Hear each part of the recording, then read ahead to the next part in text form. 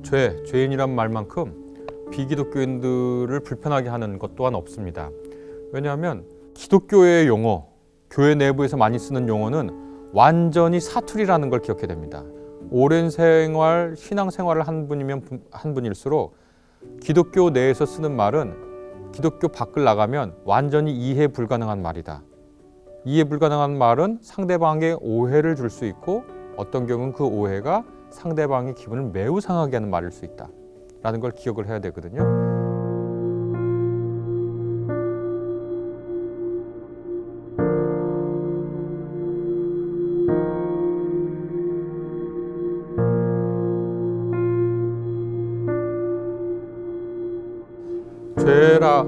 죄인이란 말만큼 비기독교인들을 불편하게 하는 것 또한 없습니다. 왜냐하면 대부분의 분들이 선의를 가지고 나름대로 선하게 살려고 노력을 한 거거든요. 그런데 오늘날의 죄인이란 말은 윤리적, 도덕적, 법적 의미를 띠잖아요. 나는 한 번도 현실법을 어긴 적이 없어요, 나는.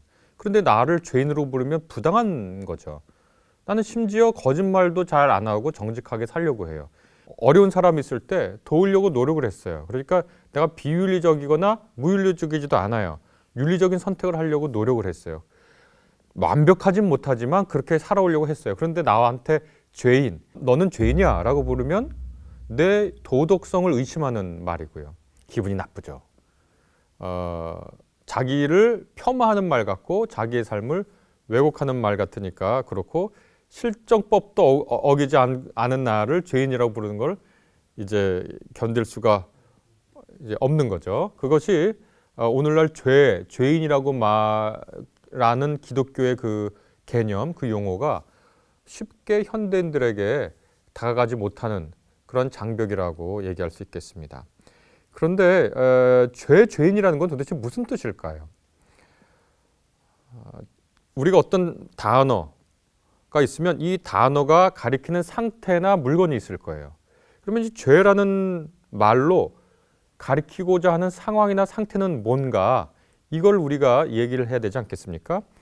그런데 그 상태를 알려면 우리가 지금 쓰는 죄라는 말이 도대체 성경에 어떤 말을 번역한 것인지를 생각해 봐야 되겠죠. 따져봐야 되겠죠. 저는 오늘 죄에 관한 무궁무진한 얘기가 있는데요.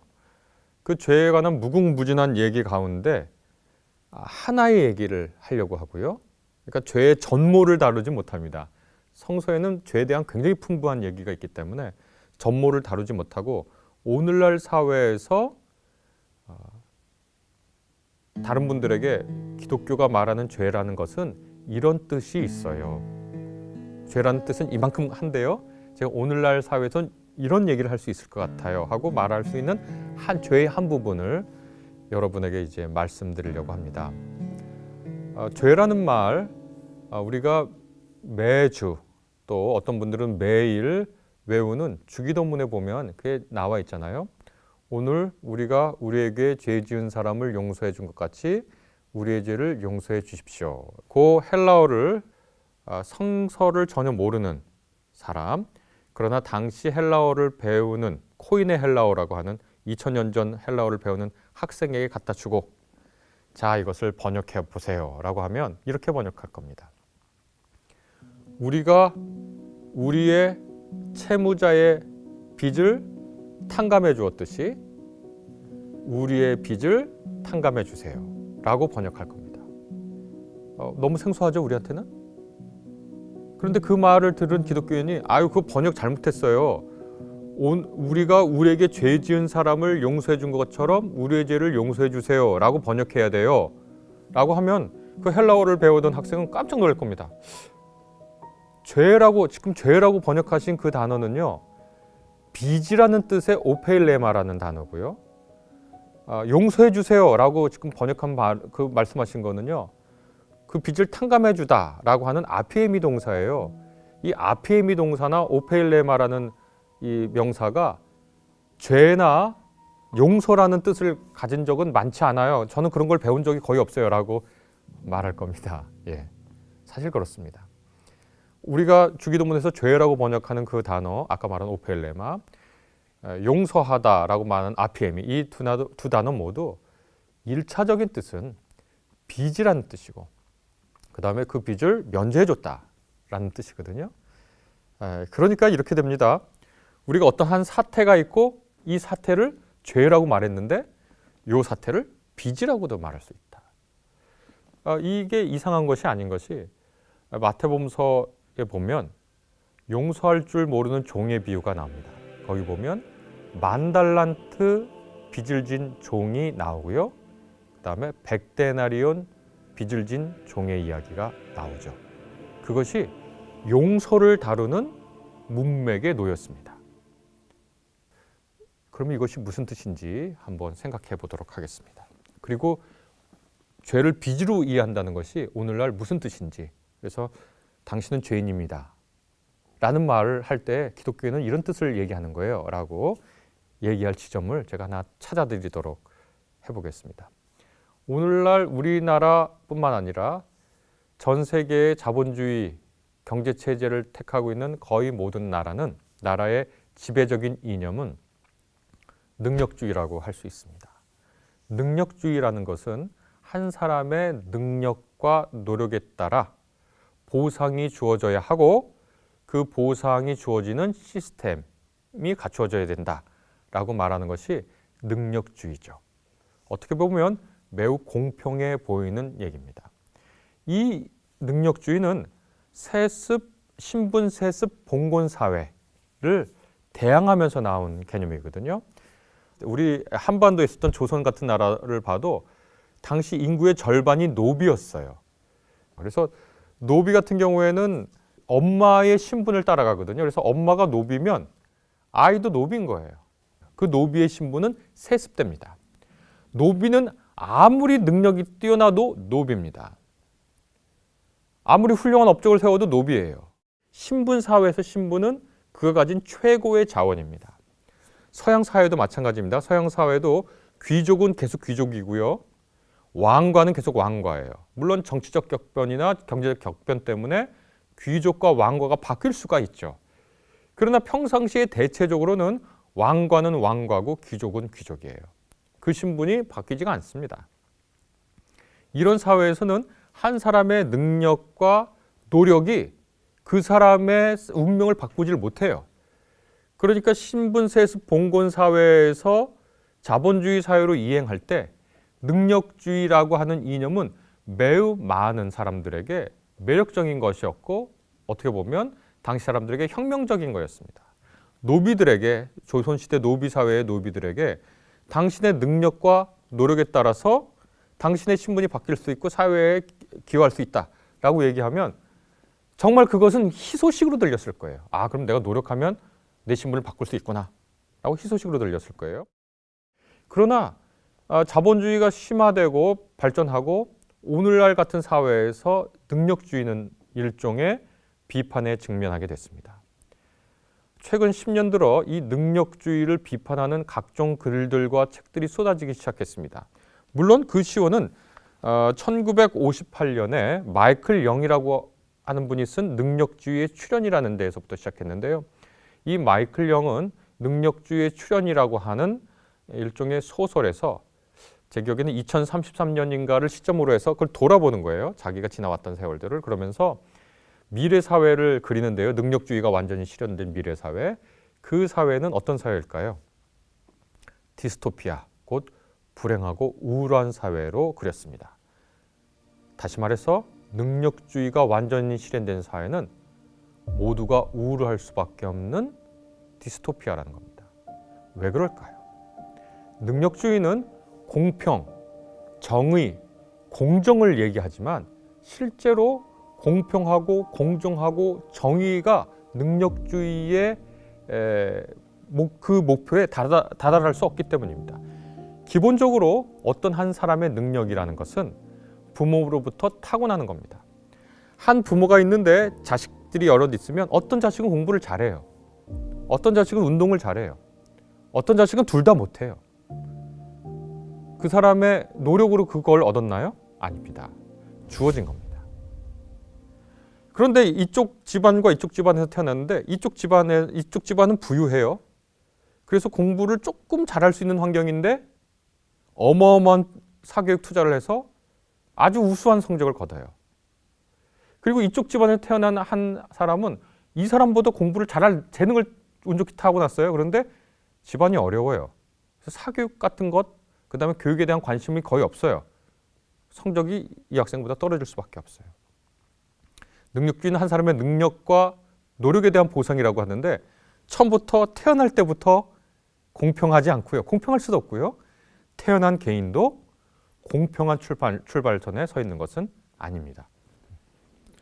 그래서 태어날 때부터 능력주의 전제는 성립하지 않고 태어난 후라도 능력주의 전제는 성립하지 않습니다. 2015년 조사에 따르면 소득이 높은 층과 소득이 낮은 층을 비교했더니 거의 10배, 7배에서 10배가 달하는 교육비 차이가 납니다. 이것은 한 개인의 능력으로 회복할 수 있는, 따라잡을 수 있는 것이 아니에요. 그래서 한 사회의 그러한 불평등, 특별히 교육의 불평등, 우리 사회가 기회의 평등을 얘기하지 결과의 평등을 얘기해서는 안 된다라고 주장하면서 교육을 통한 신분 상승, 신분의 계층의 이동을 얘기하지만 사실 교육만큼 계층 이동을 막는 게 없는데요.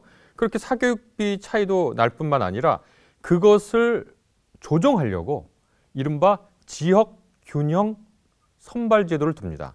그리고 집안이 어렵거나 뭐 탈북자거나 어떤 소외계층에 있는 어떤 한 학생이 있는데 비록 객관적인 뭐 수능의 점수, 객관적인 뭐 내신의 점수는 이쪽 사람보다 낮을 수 있어요. 그러나 그 환경을 고려하면 훌륭한 성취예요. 그래서 그 학생을 이른바 명문대에 입학시키면 공정할 것이라고 생각하고 정의로울 것이라고 생각해서 입학을 시킵니다. 그러나 능력주의에 따르는 사람들은 이 지역 균형 선발이든지 아니면 소외자 선발에 대해서 굉장히 비판과 비난의 생각을 할 수밖에 없습니다. 왜냐하면 그것도 그 사람의 능력에 따라서 재단되는 것이 공정하다고 생각하기 때문입니다. 그러니까 능력주의는 어떻게 보면 우리에게 주어진 여러 조건들을, 현실적 조건들을 무시하게 만들고요. 두 번째, 능력주의의 가장 큰 문제점 중에 하나는 뭐냐면 그래서 이룬 성취에 대해서 이것은 감사하거나 내가 고마워하거나 어떤 사회에 갚아야 할 빚으로 생각하지 않고 도리어 내가 능력 있고 노력했기 때문에 얻은 당연한 결과라고 생각해요. 그리고 그런 결과를 얻지 못한 사람들은 그들의 능력과 노력이 부족한 당연한 결과라고 생각해요. 그 사람들이 고통받는 건 당연한 거예요. 그 사람들이 적은 돈을 받고 하루하루 힘들게 사는 것도 당연한 거예요. 그 사람들의 능력과 노력의 결과이기 때문이죠. 능력주의는 그래서 아주 소수의 성공한 사람들에게 정당성을 부여하는 이념인데 이 이념은 그 성공한 사람들의 마음속에서 감사와 기쁨을 빼앗죠. 왜냐하면 자기보다 더 성공한 사람들이 있기 때문이라고 얘기할 수 있겠습니다. 이런 상황에서 기독교는 무엇을 얘기하냐면 우리 모두가 죄인이라고 말을 하거든요. 제가 아까 그 죄라는 말, 그 말은 빚이라는 말로 바꿀 수 있다고 얘기를 했는데요. 빚이라는 것은 우리가 어떤 자원을 혼자 동원하다가 우리 혼자 힘으로 다 동원하지 못해서 누군가에게 빌리는 것을 뜻합니다. 그런데 이 빌리는 것을 자기가 갚으면 문제가 없지만 갚을 수 없는 빚들이 있어요. 빚을 너무 많이 갚았거나 내가 빚을 더 이상 못 갚는 상태가 되거나 아니면 갚을 수 없는 종류의 빚이 생겼을 때는 빚을 안고 살아갈 수밖에 없습니다. 예를 들어 보겠습니다. 사실은 우리가 부모님에게 빚졌습니다. 어머니에게 특별히 빚졌죠. 어머니는 자기의 신체를 내어줬어요. 자기의 자궁 속에서 한 존재를 허락했어요. 이거 갚을 수가 없는 빚입니다. 그 빚을 안고 우리가 태어났습니다. 그리고 우리가 두 발로 서서 밥을 먹기 전까지 계속 우리는 빚진 상태로 살았어요. 부모는 기꺼이 그 자식들에게 빚을 줬어요. 그리고 그 부모는요, 사실은 사회의 빚을 지고 있어요. 우리가 지금 이 사회에 살면서 이 뭐 전기, 수도, 또 도로, 직장, 학교, 병원, 우리가 일해서 노력한 대가 이상으로 사실 받고 살았다고 고백하는 게 우리의 솔직한 고백일 겁니다. 내가 아무리 열심히 일한다고 했다고 하더라도 이런 옷들, 내가 먹는 음식들, 거기에 담겨져 있는 수많은 사람들의 손길에 정말 내가 여기 써 있는 돈을 주고서 마땅히 취하는 그런 자격이 있는 것인가? 우리는 곰곰이 묻고 따져보면 사실 감사한 거예요. 갚을 수 없는 빚인데 일부를 상환한다는 마음으로 돈을 지불하면서 살아가는 거죠. 이것이 21세기에 우리는 죄인입니다 라고 말하는 것에 일단락, 한 구절이라고, 한 단락이라고 얘기할 수 있습니다. 다시 말해서 기독교에서 말하는 죄인이라는 것은 우리가 모두 누군가에게 빚을 진 존재라는 뜻이야. 그리고 우리가 이 빚을 갚으며 살아갈 수밖에 없는 존재라는 뜻이야 라고 말해줄 수 있을 겁니다. 우리가 사회에 빚을 졌다고 생각하면요, 사회의식이라는 게 생겨요. 내가 어렵고 힘들 때 사회적 제도 장치가 내가 어렵고 힘들 때 도와줬어요. 나를 보완해줬어요. 그러면 사회의식이라는 게 생기고 공동체의식이라는 게 생겨서 누군가 어려움에 처했을 때 그 사람이 거기서부터 헤어나지 못할 때 내가 그 사람에게 도움을 줄 수 있는 사회적 제도와 장치를 마련해주고 싶어 해요.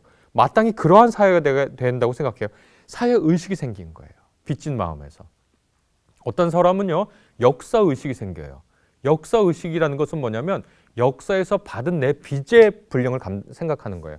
우리가 8월 15일이 되면 독립운동을 위해서 자기 삶을 바쳤던 분들을 기억합니다. 그분들을 기억하면서 어떤 걸 생각합니까? 우리가 그분들에게 빚졌습니다. 우리가 그분들에게 빚졌죠. 우리처럼 그냥 대충 살지 않고 그래 뭐 굴욕을 겪어도 그냥 살고 말자라고 하지 않고 나라를 생각하고 민족을 생각해서 자기 삶을 내놨어요, 역사에. 우리가 그것을 생각하면 우리가 그분들에게 빚졌어요. 역사의 부채감을 느끼는 사람들을 우리가 역사의식이 있는 사람들이라고 생각합니다. 우리가요, 생태계에 빚졌어요. 이 공기, 물, 산, 강들을 생각해보면 내가 여기 이렇게 폐를 끼쳐도 되나? 내가 저런 것들로 만든 물건들을 함부로 사서 소비해도 되나? 라는 의식이 생깁니다. 그 의식을 우리가 생태의식, 생태감수성이라고 불러요. 그 말을 바꾸면 우리가 이 자연환경과 생태에 빚졌어요. 더 나아가서 기독교인들은 이것을 뭐라고 그러냐면 이 모든 빚을 총괄해서 우리가 하나님께 빚졌어요. 하나님께서 우리를 존재하게 하고 우리의 여러 실수와 우리의 부족함과 저는 가끔 제가 하는 일이 이 일을 하고도 제가 밥 먹고 살아도 되는지 하고 자문합니다. 내가 앉아서 공부하고 연구하고 이 얘기를 하는 것 그냥 이건데 누군가 나에게 고맙다고 얘기해 주는 것을 내가 감당해도 되는 건가? 누가 나에게 이런 편의를 베푼 것이 내가 받아도 되는 것인가? 이 모든 빚진 의식의 최끝 끝에 가보니까 하나님께서 계세요. 우리는 하나님께 빚졌어요. 그래서 그 달란트 비유에서 뭐라고 말하냐면 10,000달란트를 빚졌다고 합니다. 10,000달란트, 한 달란트는 6,000데나리온이고 한 데나리온은 노동자 하루 품삯이니까 한 데나리온을 그저 10만 원이라고 계산하면 10,000달란트는 6조입니다. 6조 우리가 웬만한 사람은 갚을 수 없죠. 우리는 어머니, 가정, 사회, 역사, 이 생태, 이 모든 것에 빚졌죠. 그리고 그걸 한마디로 표현하면 우리는 하나님께 갚을 수 없는 빚을 졌습니다. 그것이 기독교가 말하는 죄의 한 단락입니다. 그래서 누군가 기독교인 왜 자꾸 우리 보고 죄인이라 그래? 그러면 그거 오늘날 사회는 능력주의 사회고 능력주의 이념이 횡행한데 기독교인들은 거기에 선뜻 동의해주지 않고 우리가 빚진 사람이라고 고백하고 인식하는 거야. 그렇게 대답하면 좋겠습니다. 어떤 분들은요, 간혹 보면 하나님은 아주 정의롭고 선하셔가지고 요 티끌만한 죄도 못 봐주시는 분이야. 그렇게 대답하는 분들이 있거든요. 하나님을 그런 분으로 만들면 안 됩니다. 심지어 저같이 못난 사람도요, 누가 좀 잘못해도 봐주거든요. 근데 하나님은 그렇게 공평하고 정의롭고 완벽하셔가지고 인간이 요만큼 잘못한 것도 못 봐주신다고요? 하나님 그런 분이 아닙니다. 우리에게 자꾸 빚을 얹어주시죠. 그리고 우리한테 요청하는 게 딱 하나입니다. 너도 빚 주며 살아라. 그러니까 우리는 서로에게 빚을 진 존재고 궁극적으로 하나님께 빚진 존재입니다.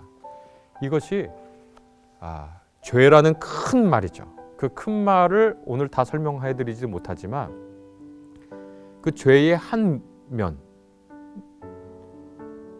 기독교의 죄라는 용어를 전혀 모르는 분에게 다가갈 수 있는 말이 아닌가 싶습니다.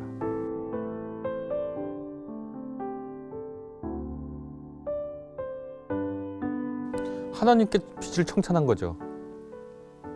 하나님한테 빚진 게 있는데 예수께서 청산하신 거지. 그거를 안셀름이라고 한 사람이 속전이라는 걸 해석했거든요.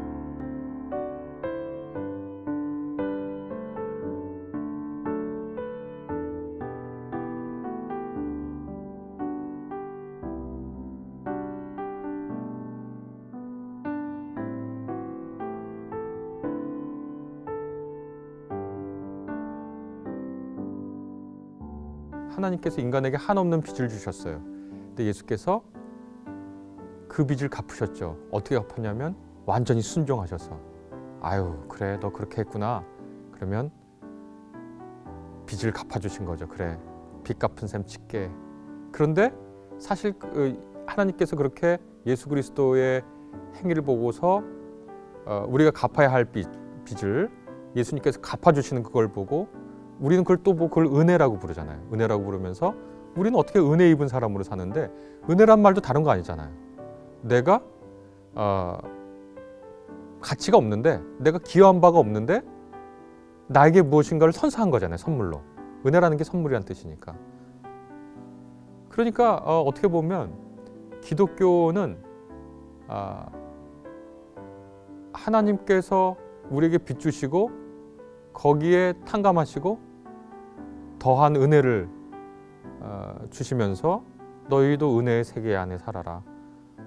내가 너희 10,000달란트를 탕감했듯이 100데나리온 탕감하고 살아라. 그런 얘기 아닌가? 빚진 자고 우리가 빚준 자로, 빚을 주는 자로 살아가는 모습이 기독교인의 모습이 아닌가 생각하죠.